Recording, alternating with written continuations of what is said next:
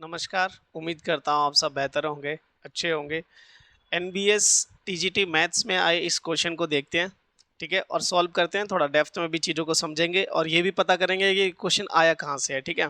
तो कहता है कि if the sum and the product of zeros of the polynomial this are equal. कहता है कि सम ऑफ जो जीरोज है और प्रोडक्ट ऑफ जीरोज है वो बराबर है इस क्वाड्रेटिक पोलिनोमियल का। फिर आपको बताना है कि b प्लस सी जब आप कर लेंगे तो आपका कितना आंसर आने वाला है, ठीक है।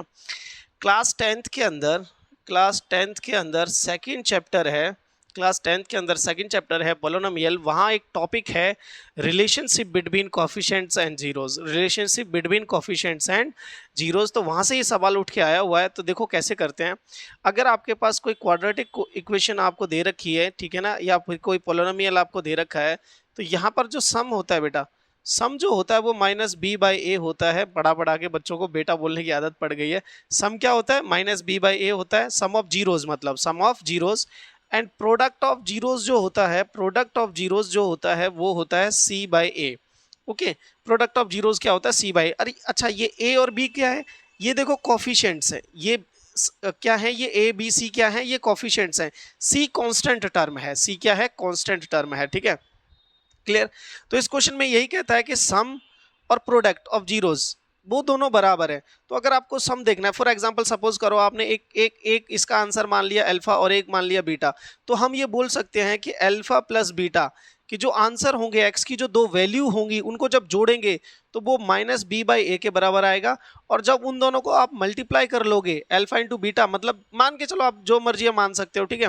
तो जब उन दोनों को जो x की दो वैल्यूज होंगी उनको जब आप मल्टीप्लाई करोगे तो वो c/a के बराबर आएंगी। तो कहता है ये दोनों इक्वल हैं। ये दोनों कैसी हैं? इक्वल हैं। Okay, equal in the sense कि आपके पास जो रिजल्ट बन के आएगा, तैयार होगा, वो सम बराबर हो जाएगा प्रोडक्ट के c/a के। देखो इसके डिनोमिनेटर में भी a है, इसके डिनोमिनेटर में भी a है, तो ये कैंसिल आउट हो जाएगा। ये -b = आपका c आ गया। -b = कितना आ गया? c आ गया। अब जब आप इसको फर्दर सॉल्व करोगे, ज्यादा कुछ नहीं, आंसर आ चुका है। ये -b है, इधर इधर जाके कैसा हो जाएगा? ये प्लस का b हो जाएगा, ठीक है। तो यहाँ कोई कुछ नहीं बचा, तो क्या बचेगा? 0।